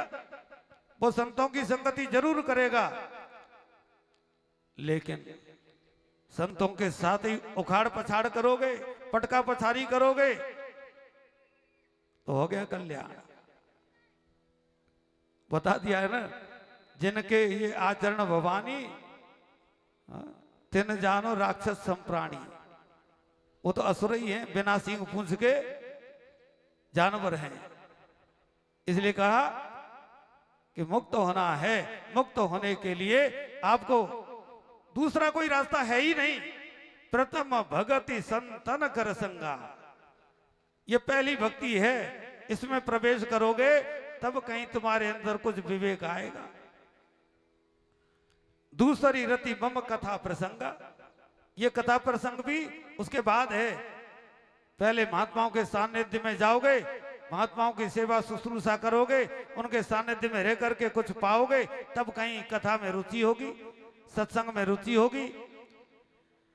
तो सज्जनों, वैकुंठ में प्रवेश उसी का होता है जो ज्ञान विज्ञान संपन्न होकर के जाता है। एक बार क्या हुआ, लक्ष्मी जी वैकुंठ से बाहर गई, घूमने फिरने के लिए गई, और जब वैकुंठ में वापस आने लगी तो द्वारपालों ने रोक दिया। जय विजय ने अंदर नहीं आने दिया। तो लक्ष्मी जी को बड़ा बुरा लगा कि हम घर की वैकुंठ की मालकिन हैं और इनको इतनी भी समझ नहीं, और हम ही को रोक दिया। बड़ा बुरा लगा और सीधे भगवान नारायण से शिकायत कर दी, ये द्वारपाल यहां रहने योग्य नहीं है।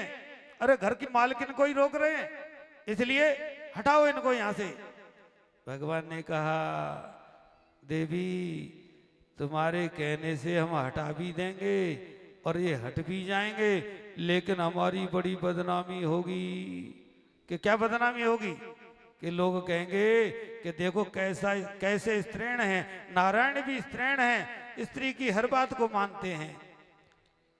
तो कहेंगे बड़ा स्त्रीण आदमी है ये, इसलिए हमारी बदनामी होगी। और देवी, भगवान कहने लगे, देवी तुम चिंता मत करो, कोई ऐसा समय आएगा कि ये अपने आप ही हट जाएंगे, हमको कहना भी नहीं पड़ेगा। इसलिए भगवान ने सनक सनंदन सनातन सनत कुमार के हृदय में प्रेरणा की। उनके अंदर इच्छा हुई कि आज हम भगवान का वैकुंठ में जाकर के दर्शन करें। तो सनक सनंदन सनातन सनत कुमार, ये चारों ऋषि भगवान का दर्शन करने के लिए वैकुंठ में आ रहे हैं। और जैसे ही द्वार पर, वैकुंठ के द्वार पर आए, तो वहां जय विजय हैं, जय विजय खड़े हैं। जय विजय ने कहा, आप अंदर नहीं जा सकते। सनत कुमार बोले, हमारे माता पिता से मिलने से तुम कैसे रोक सकते हो? तो जय विजय को धक्का दे करके जाने लगे। अब जय विजय की कोई गलती थोड़ी ही थी, कोई दोष नहीं था, वो तो अपने कर्तव्य का निर्वाह कर रहे थे। लेकिन सनत कुमारों ने क्रोधित होकर के श्राप दे दिया कि भगवान के पार्षद होकर के हमें भगवान से मिलने नहीं देते, जाओ तुम दोनों राक्षस हो जाओ। जय विजय चरणों में गिर करके क्षमा याचना करने लगे कि भगवान हम आपको पहचान नहीं सके, राक्षस बन जाएंगे तो बड़ा कष्ट भोगना पड़ेगा। सनत कुमारों ने कहा दैत्य तो तुम बनोगे, लेकिन 3 जन्मों के बाद तुम्हें मोक्ष मिल जाएगा। लेकिन इधर सनत कुमारों के मन में बड़ी गिलानी हुई कि हमने जो तपस्या की थी उस तपस्या का संचित जो फल था वो थोड़ी देर के क्रोध से समाप्त हो गया। सनत कुमारों ने मन में बड़ी गिलानी की, लेकिन भगवान बैकुंठ से द्वार पर आए। सनत कुमारों ने कहा प्रभु हमसे बड़ी गलती हो गई, हमने निरपराध द्वारपालों को श्राप दे दिया है जरा सी बात के लिए। तो क्रोध का परिणाम यह हुआ कि सनत कुमारों को अंदर प्रवेश नहीं मिला। भगवान ने स्वयं आकर के द्वार पर दर्शन दिए और सनत कुमार बोले हमसे अपराध हुआ है, जो तपश्चर्या का संचित फल था वो नष्ट हो गया। भगवान से क्षमा मांगी और बद्रिकाश्रम चले गए तपस्या करने। तो देखो अविद्या, ये क्रोध और क्या है, ये अविद्या का ही प्रतीक तो है। ये अविद्या वैकुंठ के दरवाजों तक मार करती है, वहां से भी खींच ले आएगी आपको। सनक सनंदन सनातन सनत कुमार वैकुंठ के द्वार तक पहुंच गए और वहां क्रोध आ गया। तो अविद्या की इतनी लंबी मार है कि वहां से भी खींच के ला सकती है, इसलिए हमेशा सावधान रहना चाहिए। तो ये जय विजय ब्रह्मा जी कहते हैं ये दिति के गर्भ में जो बालक है ना, ये भगवान के द्वारपाल हैं। ये जय और विजय ये दिति के गर्भ में बालक बन करके आ रहे हैं। दोनों का जन्म हुआ, एक का नाम है हिरण्यकशिपु, दूसरे का नाम है हिरण्याक्ष। तो सज्जनों कश्यप जो है वो सतगुण के प्रतीक हैं। पश्यति पश्यक एवं कश्यप, ध्यान रखना। पश्य धातु है पश्य, जिससे पश्यति बनता है। पश्यति माने देखता है। तो पश्यति में जो पहला प है ना, प व्याकरण में सूत्र है व्यत्ययो बहुलम, उस सूत्र से प को हो जाता है क, और अंत में पश्यति में जो त है ना त, वो त को हो जाता है प, अर्थात पहले प को क और अंत में त को प। तो कश्यप बन गया। कश्यप माने जो देखता है, अर्थात कश्यप माने साक्षी। तो कश्यप ये साक्षी हैं। और कश्यप की पत्नी है दिति और अदिति। दिति और अदिति, दिति माने भेद बुद्धि और अदिति माने अभेद बुद्धि। तो दिति के पुत्र होते हैं दैत्य हिरण्यकशिपु और हिरण्याक्ष। हिरण्यकशिपु माने अभिमान और हिरण्याक्ष माने लोभ। जहां भेद बुद्धि होगी वह अभिमान और लोभ दोनों का प्रादुर्भाव होता है। ये अभिमान और लोभ ये बहुत तीव्रता से बढ़ते हैं, बहुत तेजी से बढ़ते हैं। तो सज्जनों जहां अभेद बुद्धि है वहां तो देवताओं का प्राकट्य होता है, और देवता जो है ना वो सतोगुण के प्रतीक हैं। तो हिरण्याक्ष बड़ा दुष्ट है। पृथ्वी पर प्रलय का समय आया, पृथ्वी समुद्र में डूब गई, देवता लोग चिंतित हो रहे हैं। उसी समय ब्रह्मा जी कीर्तन कर रहे थे। पृथ्वी रसातल को चली जाती है। ब्रह्मा जी बैठे बैठे कीर्तन कर रहे, तो ब्रह्मा जी को छींक आई, तो उनकी नासिका से छोटा सा शूकर का बालक निकला। समुद्र में डूब करके बड़ा भगवान अपनी दृष्टाओं पर पृथ्वी को लेकर के निकले। तो पृथ्वी के डूब जाने पर बड़े बड़े प्रतापी, बड़े बड़े शूर, बड़े बड़े ऋषि आकाश में उड़ान भरते हैं। नारद जी उधर से उड़ रहे थे, इधर से हिरण्याक्ष। हिरण्याक्ष ने नारद जी को देखा और देखते ही पकड़ लिया और बोला खाली वीणा ही बजाना जानते हो या लड़ना झगड़ना भी जानते हो? नारद जी कहने लगे हम तो केवल भगवान का कीर्तन करना ही जानते हैं, लड़ना झगड़ना तो हम पर आता ही नहीं है। नारद जी कहने लगा कि नहीं, लड़ना पड़ेगा। अरे हमारी बाजुओं में ऐसी खुजली हो रही है कि लड़ने वाला कोई मिलता ही नहीं। नारद जी ने कहा सुनो, मैं तुमसे यदि युद्ध नहीं करूं, किसी अच्छे योद्धा को नाम बता दूं तो कैसा रहे? बोला सीधे जाओ समुद्र के किनारे, और समुद्र से एक बाराह शूकर पृथ्वी को लेकर के निकल रहा होगा, उसी को जाकर के पकड़ लेना और तुम्हारी खुजली ऐसी मिटेगी, तुम्हारे बाजुओं की ऐसी खुजली मिटेगी, जीवन में कभी खुजली होगी ही नहीं। तो हिरण्याक्ष ने बराह भगवान को देखा और उन्हें छेड़ने लगा, लड़ने के लिए ललकारने लगा। दोनों में बड़ा विचित्र युद्ध छिड़ गया। बराह भगवान ने उसके मुख पर ऐसी गदा का जोर से प्रहार किया कि हिरण्याक्ष का शरीर धड़ से अलग हो गया। हिरण्याक्ष के मरने के बाद देवताओं ने पुष्प वृष्टि की। बोलिए बराह भगवान की जय। तो ध्यान रखना, बराह ये शूकर अवतार है, ये शुद्धि अवतार है, शुद्धि अवतार। शूकर का क्या काम है जानते हो?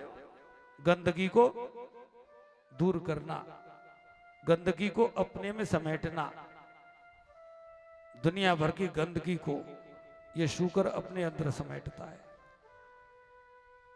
तो भगवान का ये शुद्धि अवतार है। भगवान जीव को शुद्ध करना चाहते हैं, भगवान जीव को अपने जैसा बनाना चाहते हैं। जैसे छोटा सा बालक होता है ना, मलमूत्र विसर्जन करता है, लेकिन माता उसको सफाई करके, स्वच्छ बना करके, स्वस्थ वस्त्रों को पहना करके और टिकुली और कर देती है माता, टिकुली, कि बच्चे को नजर नहीं लग जाए। इसलिए भगवान अपने भक्तों को शुद्ध बनाते हैं। शूकर अवतार यह शुद्धि अवतार माना गया है। पृथ्वी पर हम दुर्गंध छोड़ते हैं, सारी दुर्गंध ये पृथ्वी सहन करती है। और ये पक्के महल बना लेते हैं ना, पक्के महल पर आप थूक के देखो तो यूं ही पड़ा रहेगा, लेकिन पृथ्वी में थूक दोगे तो पृथ्वी संभालेगी अपने में। और जैसे माता पृथ्वी हमारी दुर्गंध को अपने में समेट लेती है, अपने में समा लेती है और समा करके शुद्ध पवित्र कर देती है, जिस तरह से ये पक्के महल मकान ये दुर्गंधी को अपने में नहीं समा सकते। उसका असर ये है कि हम अपने ही स्वजनों को, अपने ही भाई बंधुओं को, अपने ही कुटुंब परिवार को, अपने ही माँ बाप को हम सहन नहीं कर पाते। सहन कर पाते हैं क्या? ये धुंधुकार मचा रखा है, दुनिया भर का धुंधुकार मच रहा है। दुनिया में ये क्यों मच रहा है? ये छीना झपटी हो रही है, क्यों हो रही है? भाई भाई से लड़ रहा है, बाप बेटे लड़ रहे हैं। किस लिए लड़ रहे हैं? कि जैसे पक्के मकान पर, पक्के फर्श पर आप गंदगी फैला दो तो यूं ही पड़ी रहेगी, वो समा नहीं सकती है। ऐसे ही हमने भी अपने हृदय ऐसे पक्के बना लिए हैं कि इसमें कुछ नहीं समा सकता। इसलिए सारे संबंधों में आज जो विकृति आ रही है और छीना झपटी हो रही है। भाई की संपत्ति को लेकर के पुत्र को धनवान जो बनाते हैं, ध्यान रखना, भाई की संपत्ति को हड़प करके जो पुत्र को धनवान बनाना चाहते हैं, ये बहुत बड़ा पाप करते हैं। ये सब नासमझी में होता है और हो रहा है। ये छीना झपटी जो हो रही है आज, वो हो किस लिए रही? इसीलिए तो हो रही है कि हम इतना संकुचित हृदय हमारा हो गया कि अपने आप में हम समा नहीं सकते इन संबंधों को। तो बराह भगवान ये बताना चाहते हैं, ये जो दुर्गंध है इसको अपने में इतनी सहन शक्ति रखो कि अपने में समाते रहो, अपने में समाते रहोगे, सहन करते रहोगे तो ये संबंध सुरक्षित बने रहेंगे, अन्यथा ये संबंध तार तार हो जाएंगे। तो सज्जनों, बराह भगवान ने क्या किया? उस हिरण्याक्ष का तो उद्धार कर दिया और पृथ्वी को अपनी दाढ़ों पर रख करके भगवान चले तो पृथ्वी के मन में अहंकार आ गया। क्या अहंकार आया? कि मेरे बिना तो भगवान का भी काम नहीं चलता, मैं समुद्र में क्या डूबी, मुझे लेने के लिए भगवान को आना पड़ा। तो भगवान कहां ले गए? भगवान ले गए श्री धाम वृंदावन में।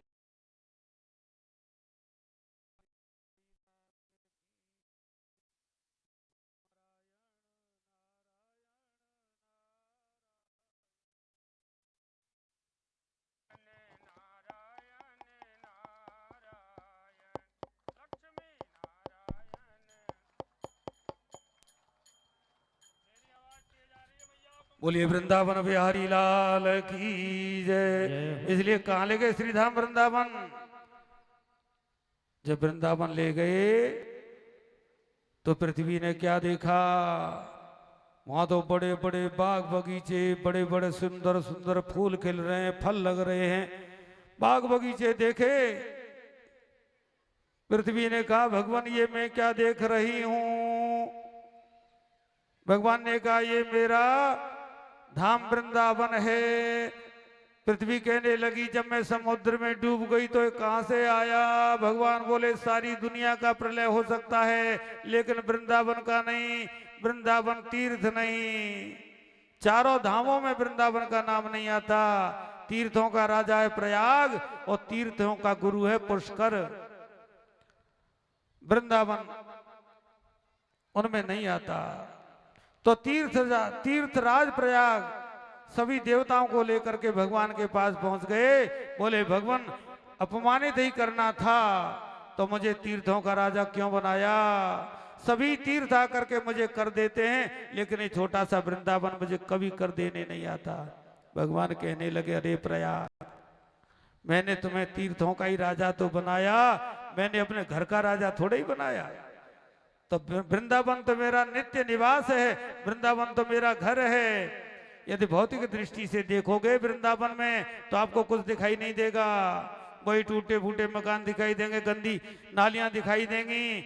लेकिन जब आध्यात्मिक दृष्टि से देखोगे तो वृंदावन की कण कण में, वृंदावन की रज रज में गोविंद के दर्शन होंगे। एक बार की बात है, कई महात्मा जी वृंदावन में रहते थे। एक बार उनका नियम था प्रतिदिन वृंदावन की परिक्रमा करना, बिहारी जी के दर्शन करना और यमुना स्नान करना और ब्रज रज पान करना। लेकिन किसी उनके शिष्य ने, किसी भक्त ने उनको बड़े प्रेम से, बड़े आग्रह से बुलाया। कहा बंबई पहुंच गए भक्त के यहां। धनी मानी शिष्य थे, बड़े खुश हुए कि गुरुजी आए हैं। बड़ी गुरुजी की सेवा की और जब सायंकाल हुआ गुरुजी के चरण दबाने लगे और गुरुदेव से बोले गुरुदेव कल आप मुझे अपना वस्त्र दे देना, पहना हुआ जो वस्त्र हो ना वो प्रसाद रूप में आप मुझे दे देना। अब वो शिष्य तो चला गया। गुरुजी ने सोचा इतना धनी मानी आदमी है ये, नित नए वस्त्र पहनने वाला व्यक्ति है, मेरे वस्त्र मैले कुचैले हैं, मैं कैसे दूं? गुरुजी को बड़ा संकोच हुआ। लेकिन श्रद्धा को जानते थे इसकी श्रद्धा कितनी है मेरे अंदर।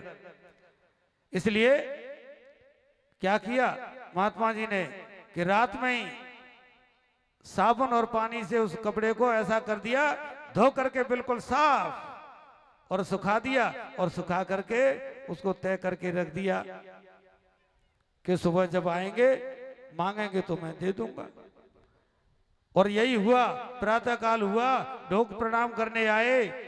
बोले गुरुदेव आपका पहना हुआ वस्त्र मुझे प्रसाद रूप में दे दो और आपको मैं नया वस्त्र दे दूंगा। तो महात्मा जी ने तय किया हुआ वस्त्र निकाला और बड़े प्रेम से देने लगे। लेकिन वो भक्त समझ गए, बोले गुरुदेव अब तो ये वस्त्र मेरे लिए 2 कौड़ी का भी नहीं है। क्यों? क्योंकि जो ब्रज रज थी ना वो तो चली गई। उस ब्रज रज के लिए तो मैं ले रहा था, अब वो ब्रज रज निकल गई, अब मैं क्या करूंगा? अब मेरे कोई काम का नहीं है। तो ब्रज रज की जो महिमा है, ब्रज रज की ऐसी ही महिमा है। उस ब्रज रज को आज भी भगवान के भक्त, संत, बड़े बड़े योगी, बड़े बड़े विद्वान उस ब्रज रज को अपने मुख में डालते हैं। वो क्यों? कि भगवान ने जब मृत्यु का भक्षण लीला की थी ना, मिट्टी खाई थी भगवान ने, तो मिट्टी खाते खाते कभी कभी उगल भी देते थे। हो सकता है उसका एक कण भी यदि हमारे मुख में आ जाए तो हमारे जीवन का उद्धार हो जाए। इसी लोभ से आज भी भगवान के भक्त ब्रज रज का पान करते हैं। ऐसी महिमा है श्री धाम वृंदावन की। तो भगवान ने पृथ्वी की स्थापना की, पृथ्वी का जो अहंकार था वो दूर हुआ। और अब मैत्रेय मुनि कहते हैं, विदुर तुमने जो कुछ पूछा था वो मैंने बता दिया कि भगवान ने अवतार क्यों लिया। लेकिन हृदय में लोभ जब तक रहता है तब तक ज्ञान स्थिर नहीं हो सकता। जब तक हृदय में लोभ है, वो चाहे कितना ही बड़ा विद्वान हो, चाहे कितना ही बड़ा ज्ञानी हो, वो ज्ञान टिक नहीं सकता। और जब तक वो ज्ञान नहीं टिकेगा तब तक वो भाई को भाई थोड़ी ही समझेगा। लोभ यदि है तो भाई को भाई नहीं समझेगा, तो भाई का हक छीन करके बेटे को दे देगा। उसके अंदर ये समझ थोड़े ही आएगी। इसीलिए लोभ दूर हो, और लोभ दूर हो तो ही भगवान आते हैं। तो सज्जनों, लोभ को मारने के बाद भगवान कपिल आते हैं। तो सज्जनों, यदि भगवान को स्थिर करना है, भगवान को यदि अपने हृदय में लाना है, ज्ञान को स्थिर करना है, तो हिरण्याक्ष को मारना ही होगा, लोभ को मारना ही होगा। तो ब्रह्मा जी के जितने पुत्र हुए सभी विरक्त हो गए। और सनक सनंदन सनातन सनत कुमार, इन्होंने तो पहले ही कह दिया कि पिताजी हम विवाह के चक्कर में नहीं पड़ेंगे, हम तो भगवान का भजन करेंगे। सभी जंगल में चले गए। लेकिन उनके यहां एक पुत्र और हुए जिनका नाम है करदम। लेकिन करदम ने भी कह दिया, पिताजी हम तो भगवान का भजन करेंगे, हम शादी विवाह नहीं करेंगे। करदम का अर्थ होता है जितेंद्रिय, जो इंद्रियों का दमन करे, इंद्रियों को निग्रह करे, समझ करके विचार करके विवेक पूर्वक जो संयम धारण कर सके उसको कहते हैं करदम। ब्रह्मा जी बोले, बेटा वैराग्य की बातें तो बहुत करते हैं, लेकिन वैराग्य के मार्ग पर जब चलते हैं ना तब पता लगता है।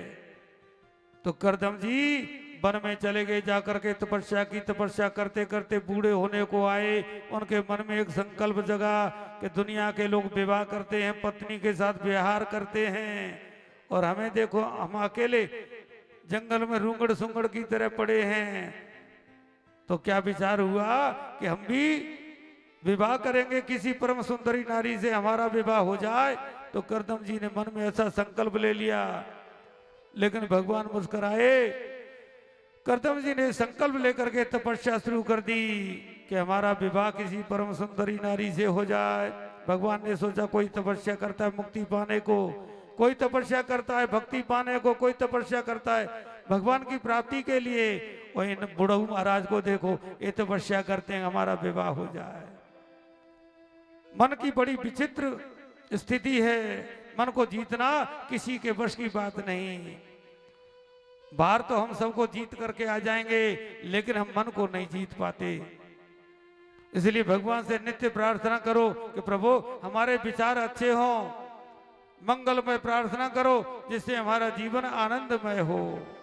इसलिए शाम को सोते समय, जब शाम को सोते समय जो साधक होते हैं ना, साधक उनका तो नियम होता है कि जब नींद आने लगती है, जब गिरने लगते हैं ना, तब वो सोते हैं और तब तक बैठ करके माला फेरते हैं, भगवान का नाम लेते हैं, भजन करते हैं। और जो आम आदमी है वो क्या करेगा, भोजन किया धम्म से गिर गए, भोजन किया धम्म से गिर गए। वहां नाम का क्या मतलब है। और फिर सपने में जिन्न भूत पिशाच खईस राक्षस दिखाई देंगे और फिर कहते हैं महाराज आज तो ऐसा सपना आया, ऐसा सपना आया। तो ऐसे सपने देखने वाले दुर्घटना में बहुत आते हैं। बोले महाराज हम तो बहुत परेशान है, हमको सपने में ये दिखाई दिया वो दिखाई दिया। अरे जिन भूत कई पिशाच नहीं दिखाई देंगे तो और क्या देगा भगवान, भगवान को तो तुम भजते ही नहीं हो। इसलिए शाम को सोते वक्त सोने से पहले भले ही थोड़ी देर करो, लेकिन भगवान का भजन करते हुए और फिर शयन करो, और जब तक नींद नहीं आए तब तक भगवान का नाम लेते रहो। और भगवान का नाम लेते लेते नींद आ गई तो नींद में भजन हो रहा है, मान लो नींद में भी भजन हो रहा है। तो सज्जनों यहां कहते हैं करदम जी ने तपस्या शुरू कर दी, किस लिए कि हमारा विवाह हो जाए। इसलिए भगवान से प्रार्थना करें। तो करदम जी ने हजारों वर्ष तक तपस्या की, संकल्प हुआ हमारा विवाह हो जाए। लेकिन जिसने सर्वस्व भगवान के चरणों में समर्पित कर दिया हो, उसके जीवन में कोई कथनचित संसार की यदि वासना आ जाए तो भगवान उसको भी पूरा करते हैं। इसलिए चतुर्भुज रूप से नारायण प्रकट हो गए। करदम जी ने भगवान के चरणों में प्रणाम किया। भगवान बोले बाबा आप विवाह करना चाहते हो, लेकिन अब तो बड़ी शर्म लगे। भगवान कैसे गए कि हमने शादी के लिए तपस्या की है, लेकिन पहले पुराने जमाने का, हमारे जमाने का नियम था कि माता पिता शादी की जब बातें करते थे ना, तो बच्चे वहां से उठ करके दूर चले जाते थे, बच्चों को शर्म लगती थी। लेकिन अब जमाना ऐसा आया कि बच्चे इंची टेप साथ लेकर के जाते हैं कि हम 6 फुट के हैं तो 5.25 की नहीं चलेगी, क्योंकि अब कोई लज्जा संकोच शर्म तो रही नहीं, अब शर्म वाली बात तो रही नहीं। और पहले तो ऐसा था कि कुछ लोगों ने देख लिया और संबंध तय हो गया, वो जीवन भर निर्वाह करते थे। लेकिन आज 2 दिन नहीं हुए तुम तुम्हारी जगह और हम हमारी जगह। तो इसलिए आज जो संस्कृति की विकृति हुई है, उस विकृति को ही हमने क्या समझ लिया है कि अब हम प्रगति कर रहे हैं। प्रगति, इसको प्रगति कहते हैं, विकृति को ही प्रगति कह रहे हैं। तो इसलिए भगवान कहने लगे, तो करदम जी भगवान से कहने लगे, बोले तुमको शादी करनी पड़ेगी।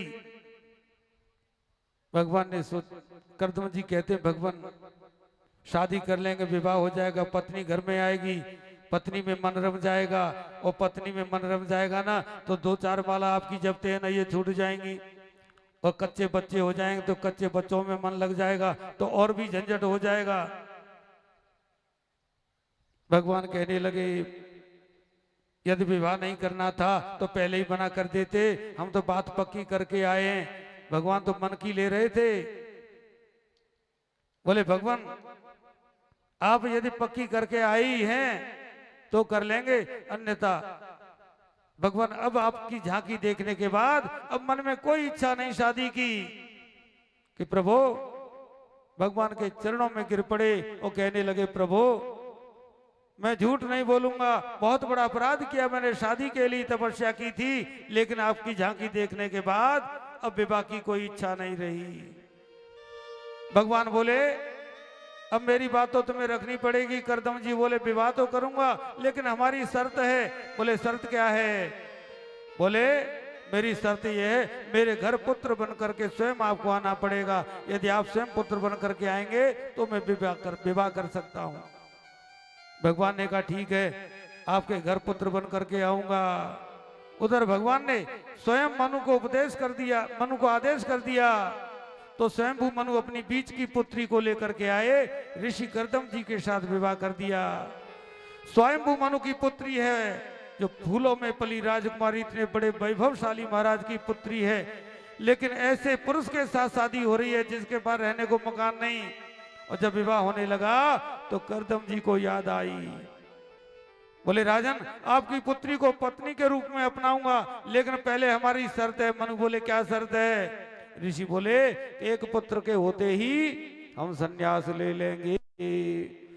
करदम जी ने जब कह दिया कि एक पुत्र के होते ही हम संन्यास ले लेंगे, गृहस्थी छोड़ देंगे, स्वयंभू मनु ने विचार किया कि होगा तो वही जो भगवान को मंजूर है, इसलिए स्वीकृति दे दी।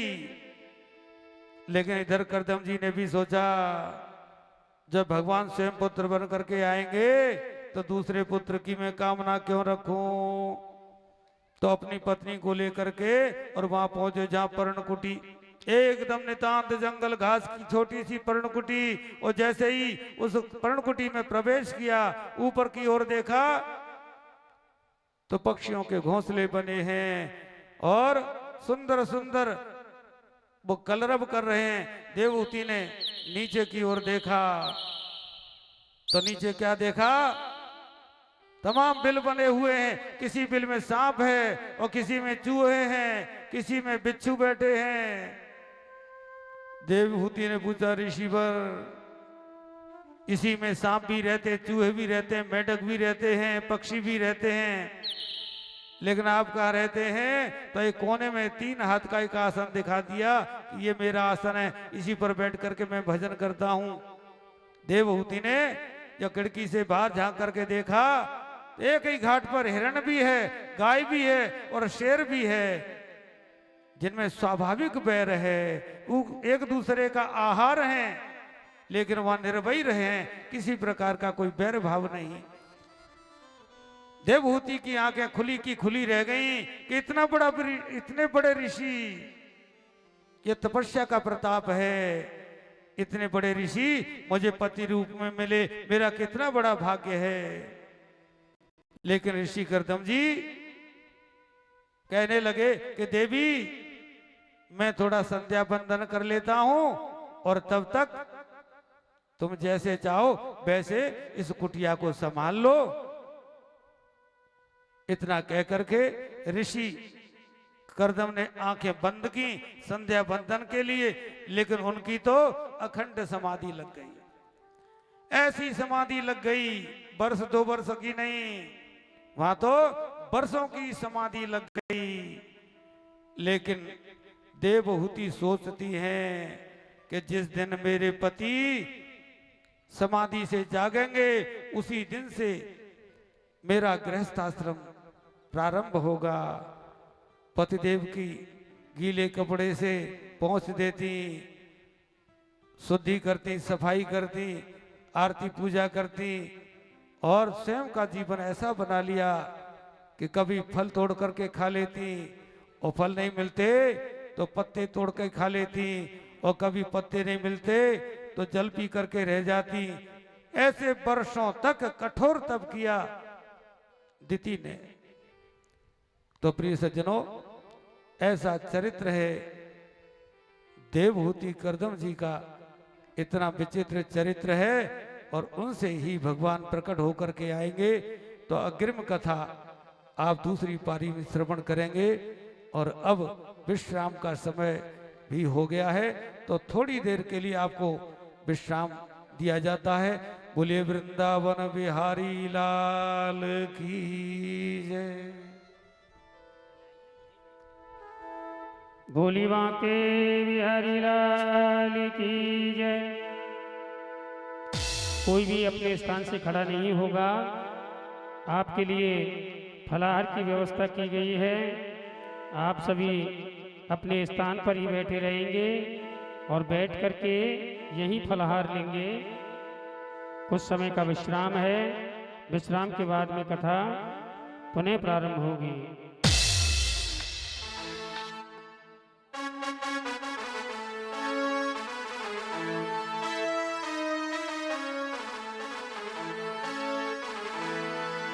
बोली वृंदावन बिहारी लाल की जय।